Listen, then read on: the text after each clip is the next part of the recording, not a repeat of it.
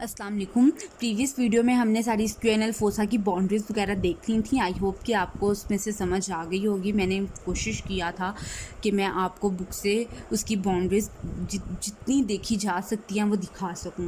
अब हम देख लेते हैं स्पेसीज़ कि स्पेसीज़ हमारी स्क्यूएनएल फोसा में क्या है। अब जो स्क्यूएनएल फोसा है ना, ये बजाते खुद भी एक स्पेस ही है कि ये खुद स्पेस है जहाँ पर हमारे पास फैट अकोमुलेट हुआ है।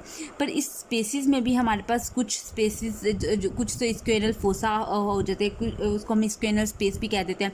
और साथ ही हमारे पास कुछ दूसरी स्पेसिस भी होती हैं, जैसे कि एक हमारे पास स्पेस जो है वो हमारे पास होती है पीरिनियल स्पेस। ठीक है, पीरिनियल स्पेस कौन सी होती है? पीरिनियल स्पेस मैं आपको दिखाती हूँ। पीरिनियल स्पेस हमारे पास स्पेस जो होती है वो हमारे पास ये वाली स्पेस होती है। ये वाली स्पेस जितनी भी ग्रीन में ये आपको नज़र आ रही है ना, ये सारी हमारे पास जो है ये पीरिनियल स्पेस है।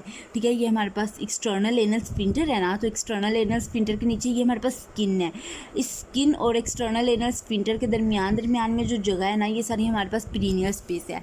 अब जो पीरिनियल स्पेस है ना, ये स्पेस हमारे पास, मैं आपको इधर से दिखाती हूँ। ये डायग्राम पे ज़्यादा अच्छा नज़र आ रहा है। ये देखें पीरिनियल स्पेस, इधर इस डायग्राम में देखें तो पीरिनियल स्पेस हमारे पास ये वाली स्पेस है। ठीक है, जो कि ये वाले पार्ट में दिखाई हुई है। अब पीरिनियल स्पेस जो है ये हमारे पास लॉन्गिट्यूडिनल, ये हमारे पास दरमियान में ये कौन से कोट हैं? ये लॉन्गिट्यूडिनल मैस्कुलर कॉर्ड्स हैं।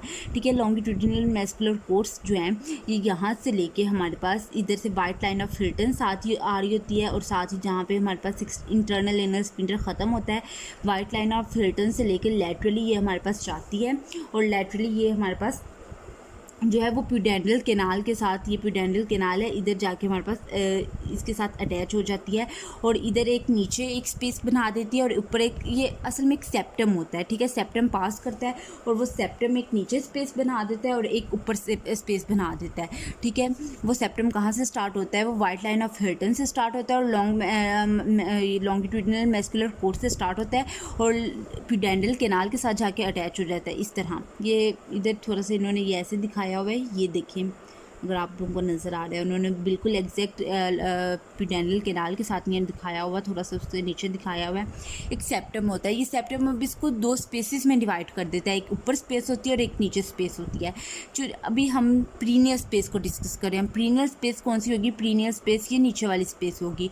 पीरिनियल स्पेस में जो हमारे पास होता है, पीरिनियल स्पेस में हमारे पास बहुत ज़्यादा जो है ना वो फैट्स बहुत ज़्यादा कॉम्पैक्टेड फॉर्म में होते हैं। किस तरह फ़ैट हमारे पास पड़े होते हैं? फ़ैट हमारे पास कुछ इस तरह से पड़े होते हैं।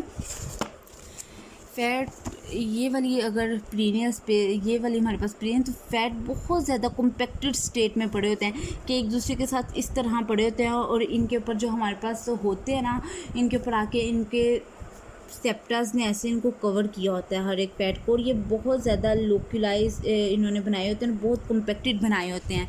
इनकी कॉम्पैक्शन की वजह से ना, अगर कोई भी इधर इन्फेक्शन होता है, इधर कोई भी इन्फेक्शन आता है, तो वो इन्फेक्शन जो है वो एक तो स्प्रेड कर जाएगा और दूसरा बहुत ज़्यादा स्वेलिंग क्रिएट कर देगा, और वो जो स्वेलिंग है वो बहुत ज़्यादा जो है वो पेनफुल होती है। ठीक है, क्योंकि इनके दरमियान में स्पेसिस नहीं होती, फिर ज़ाहिर है वो इस फैट को इरिटेट करती है। इस फैट की इरिटेशन की वजह से हमें फिर बहुत ज़्यादा जो है वो इन्फेक्शन एक फैट से दूसरे में, दूसरे से तीसरे में बहुत ज़्यादा जल्दी फैलता है, और बहुत ज़्यादा ये जो है पेनफुल कंडीशन हो जाती है।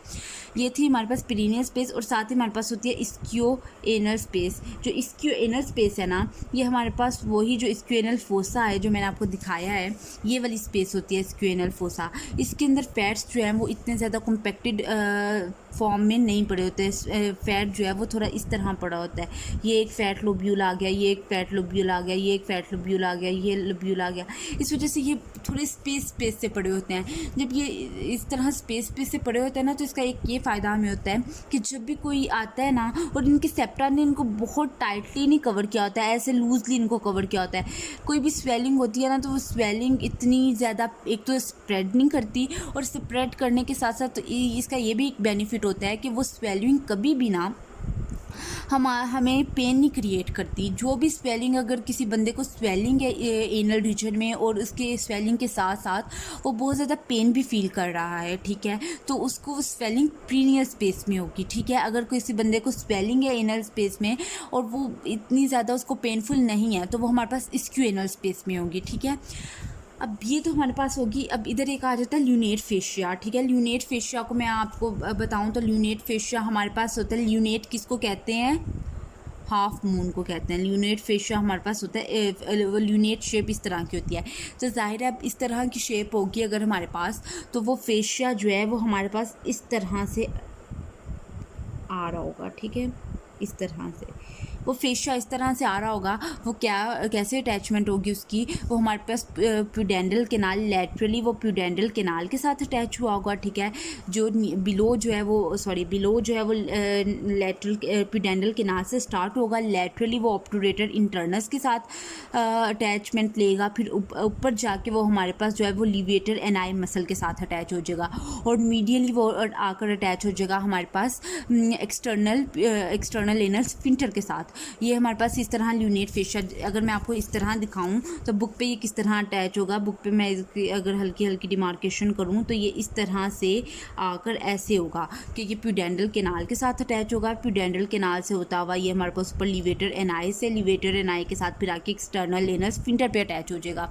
इस तरह ये हमारे पास ल्यूनेट फेशिया जो है वो अटैच हुआ होता है, और जो ये फिर दो स्पेसेस बना देता है। एक जो हमारे पास बना देता है सुप्रा टेगमेंटल स्पेस, सुप्रा टेगमेंटल स्पेस जो होती है वो जो ल्यूनेट फेशिया से जो अबव स्पेस होगी, फेशिया होगा, फेशिया के ऊपर जो स्पेस होगी उसको हम कह देंगे ये हमारे पास सुप्रा टेगमेंटल स्पेस है, और जो इस फेशिया के नीचे स्पेस होगी उसको हम कह देंगे ये हमारे पास टेगमेंटल स्पेस है, ठीक है। नेक्स्ट वीडियो में हम इसके कंटेंट्स और प्यूडेंडल केनाल को डिस्कस करते हैं। Thank you.